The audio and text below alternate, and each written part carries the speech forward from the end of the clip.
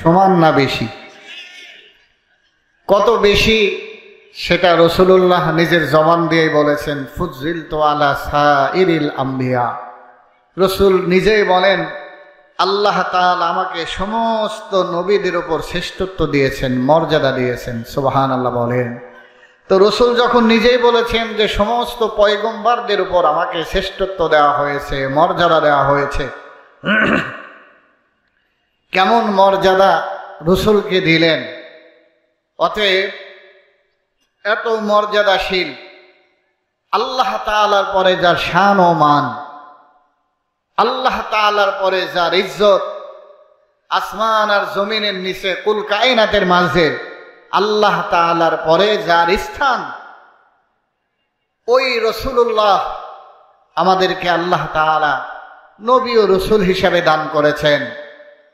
এর চাইতে খুশির এবং এর চাইতে আনন্দের আর কোনো সাবজেক্ট মুসলমানের কাছে হইতে পারে না যে আমরা আখিরি জামানার পয়গম্বরের উম্মত হওয়ার সৌভাগ্য আল্লাহ তাআলা আমাদেরকে দান করেছেন। সুবহানাল্লাহ বলেন। এই জন্যই তো এই রাসূলের জন্য যুবকরা যেরকম রাসূলের ভালোবাসায় জান দিয়েছেন, মাল দিয়েছেন, বুড়ারা জান দিয়েছেন, মাল দিয়েছেন, ছোট্ট ছোট্ট বাচ্চারা পর্যন্ত এই রাসূলুল্লাহর ভালোবাসায় জান মাল সব কিছু উৎসর্গ করে দিয়েছেন। এমনকি আমার নবীর জামানার মহিলা সাহাবায়ে কেরাম, সাহাবীরা পর্যন্ত রাসূলুল্লাহর জন্য নিজেদের জান মাল সব কিছু কুরবানি দিয়েছেন আল্লাহর রাসূলকে খুশি করার জন্য, আল্লাহর রাসূলকে রাজি করার জন্য। আল্লাহু আকবার বলেন। এই জন্য এই রাসূলকে যদি খুশি করা যায় তাহলে আল্লাহ খুশি হয়ে যাবে। আর আল্লাহ যদি কোনো বান্দার প্রতি খুশি হয়ে যায় তাহলে ওই বান্দা তো আল্লাহ তাআলার নৈকট্যশীল হয়ে, আল্লাহর জান্নাতের মালিক হয়ে, আল্লাহ তাআলার সেই চিরস্থায়ী জান্নাতের মালিক হয়ে জান্নাতীদের সাথে জান্নাতে যাওয়ার সৌভাগ্য লাভ করবে। সুবহানাল্লাহ বলেন। এই জন্য আল্লাহ সুবহানাহু ওয়া তাআলা কোরআনে কারীমের ভিতরে বললেন, কুল ইন কুনতুম তুহিব্বুনাল্লাহ ফাত্তাবিউনি ইউহিব্বুকুমুল্লাহ ওয়া ইয়াগফির লাকুম যুনুবাকুম আল্লাহু গফুরুর রহিম। আল্লাহ রাব্বুল আলামিন तमाम জগতের মানুষদের ডেকে কয়, বান্দা তোমরা যদি আমি আল্লাহর কাছে ভালোবাসার পাত্র হতে চাও, মহাব্বতের পাত্র হতে চাও, তাহলে আমি আল্লাহ তোমাদের জন্য যে নির্দেশনা দিলাম, তোমাদের জন্য যে ফর্মুলা দিলাম, তোমরা যদি আমি আল্লাহর মহাব্বতের পাত্র হতে চাও, তোমরা যদি চাও আমি আল্লাহ তোমাদের ভালোবাসি, আমি আল্লাহ তোমাদের মহাব্বত করি, আমার মহাব্বতের পাত্র আর ভালোবাসার নৈকট্যশীল বান্দা যদি তোমরা হতে চাও, আল্লাহ তাআলা বলে দিলেন, ইন কুনতুম তুহিব্বুনাল্লাহ ফাত্তাবিউনি ইউহিব্বুকুমুল্লাহ। আল্লাহ তাআলা তার নবীর মাধ্যমে तमाम জগতের বান্দা বান্দীদেরকে জানায় দেয়, তোমরা যদি আল্লাহ তাআলার মহাব্বতের পাত্র হতে চাও, রাসূল বলেন, তাহলে আমি রাসূলুল্লাহর অনুসরণ করা লাগবে, আমি রাসূলুল্লাহর অনুকরণ করা লাগবে, আমি রাসূলের ইত্তেবা করা লাগবে। যদি তোমরা আমি রাসূলুল্লাহর অনুসরণ করতে পারো, অনুকরণ করতে পারো, ইউহিব্বুকুমুল্লাহ। আল্লাহ তাআলার বাণী আল্লাহ কয়, আমার রাসূলের যদি তোমরা অনুসরণ করতে পারো, আমি আল্লাহ তোমাদের ভালোবাসার পাত্র হয়ে যাব। সুবহানাল্লাহ। আল্লাহ তাআলা এই বান্দার বান্দীকে ভালোবাসবেন, ভালোবাসার পাত্র তারা হয়ে যাবে। এই জন্য আল্লাহর বান্দারা আল্লাহর নবীর অনুসরণ করা লাগবে, অনুকরণ করা লাগবে। এই জন্য আল্লাহ সুবহানাহু ওয়া তাআলা কালামে হাকিমের ভিতরে চমৎকার করে বলেন, লাকাদ কানা লাকুম ফি রাসূলিল্লাহি উসওয়াতুন হাসানা লিমান কানা ইয়ারজুল্লাহা ওয়াল ইয়াওমাল আখিরা ওয়া যাকারাল্লাহা কাসীরা। জবানটা খুলে বলেন আল্লাহু আকবার। সবাই একটু মুসলমানের আওয়াজে বলেন না আল্লাহু আকবার। আল্লাহ সুবহানাহু ওয়া তাআলা বলতেছেন, বান্দা শোনো, আমি তোমাদেরকে ভালোবাসবো, শর্ত হলো আমার রাসূলের তোমাদের অনুসরণ করা লাগবে। আর আমার রাসূলের যদি তোমরা অনুসরণ করতে পারো তাহলে আমি তোমাদের ভালোবাসবো। আর রাসূলের অনুসরণ কেন করব? একজন আরেকজনের অনুসরণ করতে হলে তো কিছু কোয়ালিটি থাকার দরকার, গুণ থাকার দরকার। যুবকেরা, আমাদের দেশের যুবকদের একটা কালচার হলো তারা নায়কদের অনুসরণ করে, গায়কদের অনুসরণ করে, মেয়েরা নায়িকাদের অনুসরণ করে, এরপরে ছেলেরা খেলোয়াড়দের অনুসরণ করে। কারণ হলো তাকে তার ভালো লাগে। ভালো লাগে বিদায় একজন নায়ক যেভাবে চুল কাটে, যুবক সেভাবে চুল কাটে, যে গেঞ্জি পরে সে গেঞ্জি পরে, খেলোয়াড় যেভাবে চুল কাটে সেভাবে চুল কাটে। কারণ হলো তার ভালো লাগে, তার অনুকরণ করে, এই জন্যই যে তার কাছে তার ভালো লাগে। আর আল্লাহ সুবহানাহু ওয়া তাআলা তার রাসূলকে অনুসরণ করার কথা বললেন কেন?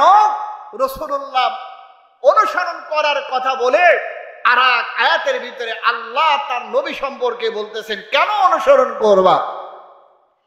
অনুসরণ করবা কেন? আল্লাহ সুবহানাহু ওয়া তাআলা তার হাবিবের ব্যাপারে কয়, অনুসরণ করবা তার কারণ হলো লাকাদ কানা লাকুম ফি রাসূলিল্লাহি উসওয়াতুন হাসানা। অনুসরণ করবা এই জন্যই আমি আল্লাহ তোমাদের যে পয়গম্বর মুহাম্মদুর রাসূলুল্লাহ তোমাদের জন্য দুনিয়াতে প্রেরণ করলাম, ওই পয়গম্বরের মাঝে আমি আল্লাহ তোমাদের জন্য উত্তম আদর্শ আমি রাসূলুল্লাহর ভিতরে দিয়ে দিয়া তোমাদের জন্য দুনিয়াতে প্রেরণ করলাম। তার মানে হলো তোমাদের পয়গম্বর, তোমাদের নবী, তোমাদের রাসূল, তোমাদের জন্য উত্তম আদর্শ আমি বানায় দিলাম। তার মাঝে যে আদর্শ আছে সেটা শুধু আদর্শ নয়, আল্লাহ তাআলা উত্তম আদর্শের কথা বলে দেয়া কয়, আমার রাসূলের যারা অনুসরণ করবে, উত্তম আদর্শ যারা গ্রহণ করবে, তারা আর সাধারণ কোনো মুসলমান থাকবে না, তারা আশিকে রাসূল হইয়া কিয়ামতের ময়দানে আল্লাহ রাসূলের সাথে জান্নাতে যাওয়ার সুযোগ পেয়ে যাবে। সুবহানাল্লাহ বলেন। এই জন্য আল্লাহর বান্দারা ভালো করে শোনেন, আল্লাহর পয়গম্বর যার ব্যাপারে স্বয়ং আল্লাহ কয় লাকাদ কানা লাকুম ফি রাসূলিল্লাহি উসওয়াতুন হাসানা, তোমাদের জন্য উত্তম আদর্শ বানায় দিলাম, তোমাদের পয়গম্বর তোমাদের উত্তম আদর্শ।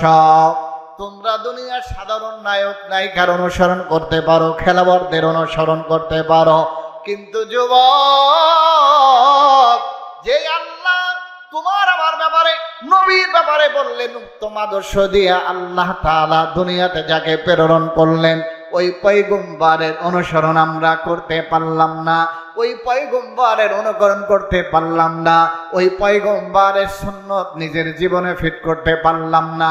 ও আল্লাহর বান্দা, এই জন্য আল্লাহর পয়গম্বরকে আল্লাহ তাআলা উত্তম আদর্শ দিয়া দুনিয়াতে প্রেরণ করে আমাদের জন্য মডেল বানা দিয়া, আমাদের অনুসরণ করার জন্য, তার ইত্তেবা করার জন্য অর্ডার দিয়া দুনিয়ার মানুষদের কয়, তোমরা যদি আমার পয়গম্বরের অনুসরণ করে যদি চোখটা বন্ধ করতে পারো, কিয়ামতের ময়দানে আমার পয়গম্বরের হাউজে কাউসার নসিব হয়ে যাবে। হাউজে কাউসার যার নসিব হবে রে, জান্নাতে যাওয়ার আগ পর্যন্ত 50 বছর ওই বান্দা বান্দির আর পানির পিপাসা কোনোদিন লাগবে না। সুবহানাল্লাহ। যারা রসুলের প্রিয় পাত্র, যারা রসুলের অনুসরণ করে আশিক রসুল হয়ে যাবে, তারা কিয়ামতের ময়দানে রসুল যে হাউজে কাউসার যাদের পান করাবেন, এই মানুষরা রসুলের হাউজে কাউসার পান করার জন্য লাইনে দাঁড়িয়ে যাবে। আর রসুল তার আশিকদেরকে দেখে দেখে ডেকে ডেকে হাউজে কাউসার পানি পান করায় দিবেন। হাদিসে পাকের ভিতরে আসছে, কেউ যদি এক ঢোক হাউজে কাউসার পান করতে পারে, জান্নাতে যাওয়ার আগ পর্যন্ত 50,000 বছর ওই বিচার ময়দানে, কিয়ামতের ময়দানে দাঁড়িয়ে থাকবে, এরপরও তার পানির পিপাসা লাগবে না। আল্লাহু আকবার বলেন। অতএব আমাদের এই রসুলের অনুসরণ করার দরকার আছে না নাই? আওয়াজ দেয়া বলেন, আছে না নাই? যুবক, তুমি কত খেলোয়াড়ের অনুসরণ করতে পারো, কত নায়কের অনুসরণ করতে পারো, কিন্তু আমার রসুলের অনুসরণ আমরা করতে পারলাম না। যে অনুসরণ করতে পারলো সে তো অনেক বড় কপালওয়ালা, আর যারা অনুসরণ করতে পারলো না, মানতে পারলো না, তার চাইতে পোড়া কপাল আসমানের নিচে জমিনের উপরে আর কেউ হইতে পারে না।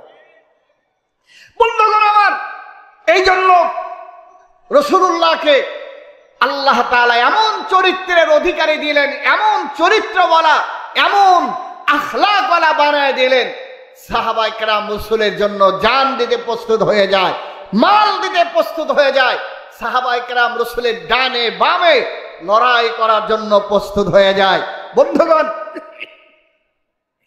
বদরের জিহাদ ছিল ইসলামের ইতিহাসে অত্যন্ত অত্যন্ত একটি যুগান্তকারী একটা সিদ্ধান্ত ছিল। বদরের সেই ময়দানে ইসলামের ইতিহাসের সবচাইতে উজ্জ্বল এবং দামি জিহাদের নাম ছিল বদরের ময়দানের সেই লড়াই।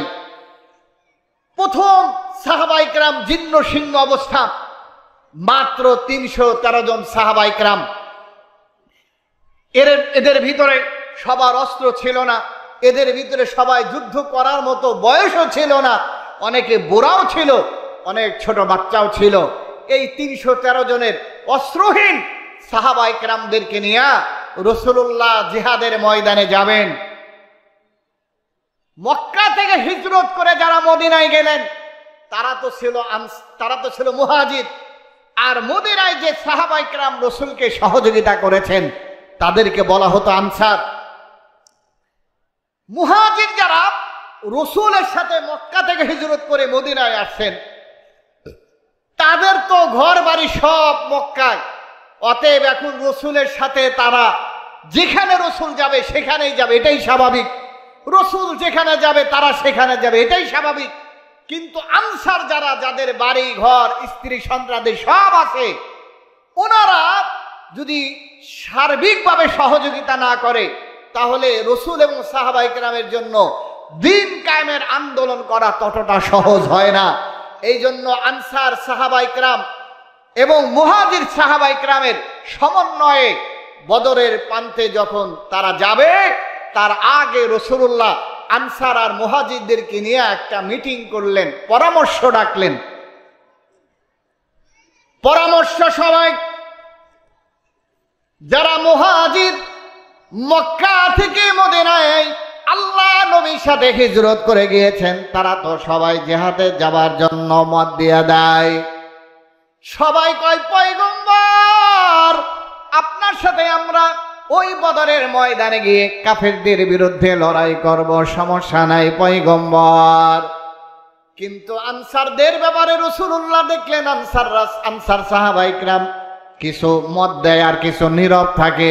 কিন্তু রাসূলুল্লাহ চাচ্ছিলেন যে না, আনসারদের ভিতরেও মক্কার মুহাজিররা যেরকম ভাবে আবেগ নিয়া, জজবা নিয়া, তারা যেরকম স্পিরিটের সাথে রাসূলুল্লাহর সাথে জিহাদের ময়দানে যাওয়ার জন্য মত দেয়, এইরকম মত আনসারদের থেকেও রাসূলুল্লাহ কামনা করতেছিলেন। এইবার পয়গম্বরের অবস্থাটা আনসার সাহাবায়ে কেরাম বুঝে ফেললেন। রাসূলুল্লাহ আমাদের মত চাইতেছেন, আমরা বদরের ময়দানে কাফেরদের বিরুদ্ধে 1000 অস্ত্রধারী বেঈমানের বিরুদ্ধে লড়াই করার জন্য আমরা রাজি আছি কিনা, প্রস্তুত আছে কিনা। আমাদের কাছে রাসূলুল্লাহ আমাদের মতামত মনে হয় চাইতেছে আনসার মুহাজির সাহাবীদের মতো আমরাও কি রাসূলের সাথে জিহাদে যাইতে চাই কিনা। এইটা আনসার সাহাবায়ে কেরাম বুঝার পর আনসার সাহাবায়ে কেরাম রিজওয়ানুল্লাহি তাআলা আলাইহিম আজমাইনদের ভিতরে যারা সর্দার ছিলেন তারা দাঁড়ায় গিয়া কয়, ও আল্লাহর পয়গম্বর, টেনশন করিয়েন না, চিন্তা করিয়েন না, আমরা আপনার ডানে লড়ব, বামে লড়ব, সামনে লড়ব, পিছনে লড়ব, আপনার জন্য জান মাল সবকিছু দিয়া আল্লাহর রাস্তায় জিহাদ করার জন্য আমরা আনসার সাহাবীরাও প্রস্তুত আছি। সুবহানাল্লাহ। রাসূলের জন্য জান মাল সবকিছু দেওয়ার জন্য যুবক প্রস্তুত হয়ে যাইতো, নারীরা প্রস্তুত হয়ে যাইতো, বৃদ্ধ মানুষ প্রস্তুত হয়ে যাইতো। অসংখ্য সাহাবায়ে কেরাম তারা ইসলামের জন্য, দ্বীনের জন্য, দ্বীন কায়েমের জন্য শহীদ হয়ে গেলেন। মুসলমান ভাইয়েরা আমার, এই জন্য ইমানদারের ইমান তো অনেক দামি জিনিস। শাইখুল হাদিস আল্লামা আজিজুল হক রাহিমাহুল্লাহ আমাদের উস্তাদ হুজুর বলতেন যে ইসলাম নামীয় বৃক্ষর গোড়ায়, হুজুর বলতেন ইসলাম নামীয় বৃক্ষের গোড়ায় পানি নয় রক্ত দিতে হয়। যেই জমিনে ইসলামের জন্য যত রক্ত পড়েছে ওই জমিনে ইসলামের উর্বর তত ত্বরান্বিত হয়েছে। কথা কি বুঝাইতে পারছি আপনাদের? যেই জমিনে ইসলামের জন্য যত রক্ত জমিনে পড়েছে ওই জমিনে ইসলামের বিজয় তত তাড়াতাড়ি হয়েছে। ইসলামের জন্য সাহাবায়ে কেরাম রক্ত দিয়েছেন বিদায় তো আমরা আজ ইসলাম পেয়েছি। সাহাবায়ে কেরাম যদি রক্ত না দিতেন তাহলে মনে হয় যে আমাদের পর্যন্ত হয়তো ইসলাম আসতো না। সাহাবায়ে কেরামের উপর অত্যাচারের উপর অত্যাচার, জুলুমের উপর জুলুম করে সাহাবায়ে কেরাম সহ্য করে শহীদ হয়ে ইসলাম প্রতিষ্ঠা করে গিয়েছেন। যুবক, এই ইসলামের জন্য আবারও যদি দ্বীন কায়েমের জন্য রক্তে দেওয়া লাগে, মাল দেওয়া লাগে, জান দেওয়া লাগে, রাসূলের সাহাবায়ে কেরামের মতো, রাসূলের যুবকদের মতো, বুড়াদের মতো, মহিলা সাহাবীদের মতো আমরাও কি দ্বীনের জন্য রক্ত দিতে রাজি আছি তো ইনশাআল্লাহ? সবাই রাজি আছি তো ইনশাআল্লাহ? জোরে বলেন না আল্লাহু আকবার। আরো টুক আওয়াজ দিয়ে বলেন আল্লাহু আকবার।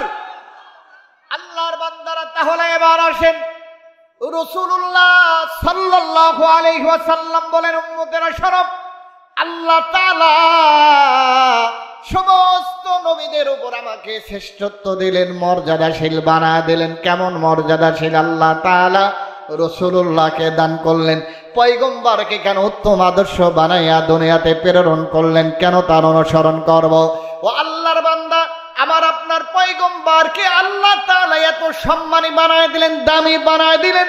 যত রাসূল আর নবীকে দুনিয়াতে প্রেরণ করা হয়, এই নবীদের ভিতরে সব চাইতে বনি ইসরাইলের ভিতরে একজন দামি পয়গম্বরের নাম হলো হযরতে মূসা আলাইহিস সালাতু ওয়াস সালাম। হযরতে সাইয়্যিদিনা পয়গম্বর মূসা বনি ইসরাইলের ভিতরে সব চাইতে জলিলুল কদর একজন পয়গম্বর।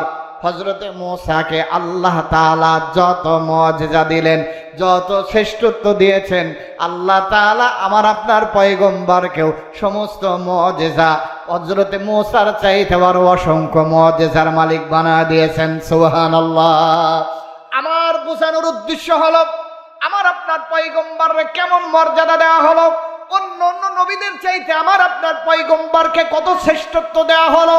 আল্লাহর পয়গম্বরকে হযরতে মূসা আলাইহিস সালাতু ওয়াস সালামকে যে জামানায় প্রেরণ করা হয়, ওই জামানাটা ছিল জাদুকারদের জামানা, জাদুবিদ্যার জামানা। ওই জামানার মানুষরা জাদুবিদ্যায় বিশ্বাসী ছিল। তারা জাদুবিদ্যা যারা জানতো তাদেরকে অনেক জ্ঞানী মনে করত। এই জন্য পয়গম্বর মূসা আলাইহিস সালাতু ওয়াস সালামকে আল্লাহ তাআলা এমন মুআজিজা দিলেন, যেই মুআজিজার মাধ্যমে জাদুবিদরা, জাদুকাররা সবাই পরাস্ত হয়ে যাবে, আর মুজিজার মাধ্যমে পয়গম্বর মূসাকে আল্লাহ বিজয় বানায় দিবেন। সুবহানাল্লাহ। হযরত মূসার জামানার লোকেরা জাদুবিদ্যায় বিশ্বাসী ছিল, এই জন্য পয়গম্বর মূসা যখন বলেন তোমরা পড়ে নাও লা ইলাহা ইল্লাল্লাহ, মূসা কালিমুল্লাহ, তারা কয় মানি না, আমাদের সাথে তোমার লড়াই করা লাগবে জাদুবিদ্যা দিয়া, আমাদের সাথে যদি তোমরা বিজয় হও, তুমি বিজয় হও, তাহলে আমরা তোমার মূসা নবী মানব, অন্যথায় তোমাকে আমরা নবী মানতে পারি না। এইবার পয়গম্বর মূসা কয় আচ্ছা ঠিক আছে, তোমাদের সাথে আমি জাদুবিদ্যা, তোমাদের জাদুবিদ্যাকে, তোমাদের এই জাদুকে আমি পরাস্ত করে দেব। তোমরা এই জাদুবিদ্যা প্রদর্শনের জন্য তোমরা একটা দিন তারিখ ঠিক করো। দিন তারিখ ঠিক হয়ে গেল। লম্বা ঘটনা কালামে হাকিমের ভিতরে আছে, আমার লম্বা ঘটনা বলা উদ্দেশ্য না। আল্লাহর বান্দারা এবার লক্ষ্য করেন, দিন তারিখ ঠিক হয়ে গেল। দ্বিপ্রহরের আগে ফিরআউন সমস্ত এলাকার ভিতরে ঢোল বেড়ে ঢোল বাজাইয়া মানুষদেরকে দাওয়াত দেয়া দিল, অমুক দিন অমুক তারিখে অমুকটা সময় পয়গম্বর মূসার সাথে আমাদের জাদুবিদ্যা নিয়ে বাহাস হবে, লড়াই হবে। এইবার সমস্ত মানুষ নির্ধারিত সময় যখন হাজির হয়ে যায়, এইবার পয়গম্বর মূসা ওই জাদুকারদের সাথে যখন জাদুবিদ্যা ওরা দেখাবে জাদুবিদ্যা, আর পয়গম্বর মূসা মুজিজার মাধ্যমে তাদের পরাস্ত করবে।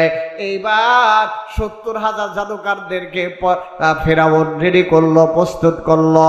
এইবার 70,000 জাদুকাররা ফিরাউনকে বলতেছে, ও আমাদের খোদা, ও আমাদের বাদশাহ মূসা, যতক্ষণ পর্যন্ত আমরা যে পোশাক পরিধান করেছি, আমাদের মতো পোশাক যতক্ষণ পর্যন্ত পরবে না, ততক্ষণ পর্যন্ত আমরা মূসার সাথে জাদুবিদ্যা প্রদর্শন করব না। কারণ হলো তাদের সিস্টেম ছিল, থিওরি ছিল, আর নিয়ম ছিল যে যেই দুই গ্রুপ জাদুবিদ্যা প্রদর্শন করবে তাদের পোশাক এক হওয়া লাগবে।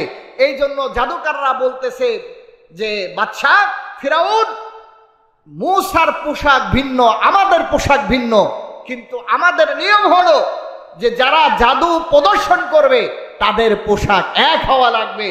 এইবার যখন ফিরাউন হযরতে মূসাকে প্রস্তাব দিলেন যে তোমার পোশাক আমার জাদুকারদের পোশাকের মতো পরিধান করো, অন্যথায় তোমার সাথে আমার জাদুকাররা জাদু প্রদর্শন করবে না। হযরতে পয়গম্বর মূসা আলাইহিস সালাতু ওয়াস সালাম ফিরাউনকে বলতেছে, ফিরাউন শোনো, আমি যেই পোশাক আমার আল্লাহর দেওয়া, মালিকের দেওয়া, আমার আল্লাহর পছন্দনীয় যে পোশাক আমি পরিধান করেছি, তোমরা যদি আমার সাথে জাদু প্রদর্শন নাও করো, তারপর আমি আমার মালিকের দেওয়া এই পোশাক পরিবর্তন করতে পারবো না। আল্লাহু আকবার বলবেন না? তাহলে কি করা যায়? ফিরাউন দেখলো দিন তারিখ ঠিক, জনগণ উপস্থিত, এই সময় যদি শুধুমাত্র এক পোশাকের জন্য জাদু প্রদর্শন না হয়, আর মূসাকে যদি পরাস্ত করা না হয়, তাহলে তো মানুষ আমাকে আর মানবে না। এই জন্য এইবার ফিরাউন বলতেছে, আচ্ছা ঠিক আছে, তাহলে তোমার পোশাক পরিবর্তন করতে হবে না, আমার জাদুকররা তোমার পোশাকেই তোমার সাথে এই জাদু প্রদর্শন করবে। মূসা বলতেছে, না, শুধু এখানেই ক্ষান্ত নয়, ওদেরটা তো আমি পরিধান করব না, কিন্তু আমার সাথে ওদের জাদু প্রদর্শন করতে হলে আমি যে পোশাক পরেছি, আমার পোশাকের মতো তোমার 70,000 জাদুকারদের পোশাক পরতে হবে। সুবহানাল্লাহ বলবেন না? আমি তাফসিরে মাজারের ভিতরে এই ঘটনাটা আসছে, আল্লামা সানাউল্লাহ পানিপতি রহমাতুল্লাহ আলাইহি এই ঘটনাটা উল্লেখ করেছেন। হযরতে মূসার দাওয়াতের সিস্টেম দেখেন, বলতেছে আমি যে পোশাক পরেছি, আমার পোশাকের মতো তোমার জাদুকারদের পোশাক পরিধান করতে হবে, তাহলে আমি তাদের সাথে তাদের জাদুর মোকাবেলা করব, অন্যথায় আমি মোকাবেলা করব না। বন্ধুগণ আমার, এখানে একটা কথা বলে দেই, এই যে 70,000 জাদুকাররা অল্প সময়ের ব্যবধানে হযরতে মূসার মতো জামা পরে তারা যখন ময়দানে নামলো, এখানে সূক্ষ্ম একটা সবক আছে, সূক্ষ্ম একটা শিক্ষা আমাদের আছে। আমি একটু পরে আপনাদেরকে এটা বলতেছি। যখন এখন জাদু প্রদর্শন হবে, জাদু ফিরাউনের 70,000 জাদুকাররা জাদু দেখাবে। ফিরাউনের 70,000 জাদুকাররা হযরতে মূসাকে জিজ্ঞাসা করলেন, তুমি কি আগে জাদু প্রদর্শন করবে? তাদের ভাষায় তো জাদু, না আমরা আগে জাদু প্রদর্শন করব। হযরতে মূসা আলাইহিস সালাতু ওয়াস সালাম বলতেছেন যে তোমরাই আগে জাদু প্রদর্শন করো, আমি তোমাদেরটা মোকাবেলা করব। আমি আগে তোমাদের কি করব না, তোমাদের সামনে আমার মুজিজার প্রদর্শন আগে করব না, তোমাদের জাদুর মোকাবেলায় আমি আমার আল্লাহ প্রদত্ত মুজিজা প্রদর্শন করব। সুবহানাল্লাহ বলেন। বন্ধুগণ আমার, এবার লক্ষ্য করেন কোরআনুল কারীমের ভিতরে বিস্তারিত ঘটনা আছে। আল্লাহ সুবহানাহু ওয়া তাআলা হযরত মূসা আলাইহিস সালাতু ওয়াস সালামের লম্বা কথাগুলো কোরআনে কারীমে তুলে ধরেছেন। আল্লাহ তাআলা ওই জাদুকারদের সাথে হযরতে মূসার এই জাদুবিদ্যার মোকাবেলা করার ঘটনা উল্লেখ করে। এইবার জাদুকররা যখন তারা 70,000 দড়ি আর লাঠিটা জমিনে ফেলে দিল, 70,000 জাদুকারের একটা লাঠি একটা দড়ি যখন জমিনে ফেলে দেওয়া হয়, সাথে সাথে লাঠি আর দড়িটা সাপে রূপান্তরিত হয়ে যায়। এইবার 70,000 যদি ডবল দিয়ে গুণ দেওয়া হয়, 1,40,000 সাপ হযরতে পয়গম্বর মূসা আলাইহিস সালাতু ওয়াস সালামের দিকে যখন অগ্রসর হয়, এইবার হযরতে মূসা মনে মনে একটু ভয় পায়, কিন্তু আল্লাহ তাআলা হযরতে মূসা কে ডেকে বলে, পয়গম্বর আপনার হাতে কি ওইটা? হযরতে মূসা কয়, হিয়া আসয়া, এটা তো আমার হাতে একটা লাঠি। আল্লাহ তাআলা কয়, মূসা রে তোমার লাঠিটা জমিনে ফেলে দাও। জমিনে ফেলতে দেরি হয়, পয়গম্বর মূসা এমন বড় সাপে রূপান্তরিত হয়ে যায়। তাফসীরে মাজারের ভিতরে উল্লেখ করা হয় হযরতে মূসা মাত্র একটা লাঠি জমিনে ছেড়ে দিল, ওই একটা লাঠি 1,40,000 সাপকে মুখের ভিতর দেয়া পেটের ভিতরে নিয়ে হজম করে ফেলে দিল। এই নিদর্শন দেখে, এই অবস্থা দেখে 70,000 জাদুকাররা সাথে সাথে আল্লাহ তাআলার কুদরতে পায়ে সিজদায় লুটে পড়ল। সুবহানাল্লাহ। বন্ধুগণ আমার, এখানে শিক্ষার বিষয় হলো, এইবার যখন ফিরাউন বলতেছে তোমরা মূসার অনুসারী হয়ে গেলে, জাদুকাররা বলতেছে আমরা মূসার অনুসরণ হব না কেন? আমাদের কথাই ছিল সে যদি বিজয় হয় তার ধর্মের অনুসরণ করব, আর আমরা যদি বিজয় হয় তাহলে তার নবুয়তে ছেড়ে দেওয়া লাগবে। সে বিজয় হয়েছে, আমরা তার আল্লাহর সিজদা দিলাম, তার অনুসরণ করলাম। এইবার ফিরাউন বলতেছে তোমাদের হাত কেটে দেওয়া হবে, পা কেটে দেওয়া হবে। কিন্তু যখন তাদের ভিতরে আল্লাহ তাআলা ইমানের দৌলত দিয়া দেয়, এইবার জাদুকাররা ফিরাউন রে কয়, ফিরাউন রে হাত কাটতে পারো, পা কাটতে পারো, কিন্তু মূসার আল্লাহর প্রতি যখন ঈমান আনছি, আমাদের ঈমান থেকে আর তুমি দূরে সরাইতে পারবা না। সুবহানাল্লাহ। এইখানে শিক্ষা হলো যে এত এই 70,000 জাদুকাররা একসাথে মূসার প্রতি ঈমান আনলো কেন? তাফসীর কারকগণ এখানে একটা শিক্ষা লিখেছেন যে এর অন্যতম কারণ হলো যে জাদুকাররা জাদু প্রদর্শনের আগে হযরতে মূসা আলাইহিস সালাতু ওয়াস সালামের একটা সূরত গ্রহণ করেছিলেন। হযরতে মূসা যেভাবে জামা পরেছেন ওই জামাটা পরেছে, মূসা যেভাবে টুপি পরেছে ওই টুপিটা তারা পরেছে। এই যে বাহ্যিক একটা সূরত হযরতে মূসার অনুসরণ তারা করার কারণে আল্লাহ তাআলা নবীর অনুসরণ করার কারণে এই 70,000 কঠোর জাদুকারদের অন্তরের ভিতরে আল্লাহ তাআলা ঈমান ঢেলে দিয়েছে। এবার যুবক বলো তো, দোস্ত বন্ধু বলো, তুমি যদি আমার রাসূলুল্লাহর অনুসরণ তুমি যদি করতে পারো, তোমরা যদি তোমার পয়গম্বরের অনুসরণ যদি আমরা করতে পারি, তাহলে মূসা আলাইহিস সালাতু ওয়াস সালামের অনুসরণ করে জাদুকাররা যদি ঈমানদার হয়ে জান্নাত পায়, তাহলে আমরা কি হাবিবুল্লাহর অনুসরণ করে হাউজে কাউসার লাভ করে আল্লাহর জান্নাতের মালিক হইতে পারবো না ইনশাআল্লাহ? কথা বলেন, পারবো না ইনশাআল্লাহ? এই জন্য আল্লাহর বান্দারা তাহলে এবার আসেন, হযরতে পয়গম্বর মূসা আল্লাহ তাআলা তার হাতের লাঠি সাপ বানায়া জাদুকারদের পরাস্ত করে আল্লাহ তাআলা হযরতে মূসাকে শ্রেষ্ঠত্ব আর মর্যাদা তৎকালীন জামানায় বানায় দেয়। আর আমার আপনার পয়গম্বরে কেমন শ্রেষ্ঠত্ব দেওয়া হয়, মর্যাদা দেওয়া হয়। বদরের ময়দানে আল্লাহ নবীর একজন সাহাবী, যার নাম ছিল হযরতে ওক্কাশ। হযরতে ওক্কাশ বিন মিহসান রাদিয়াল্লাহু তাআলা বদরের ময়দানে লড়াই করতে করতে তার ভাঙ্গা একটা তরবারি ছিল, ভাঙ্গা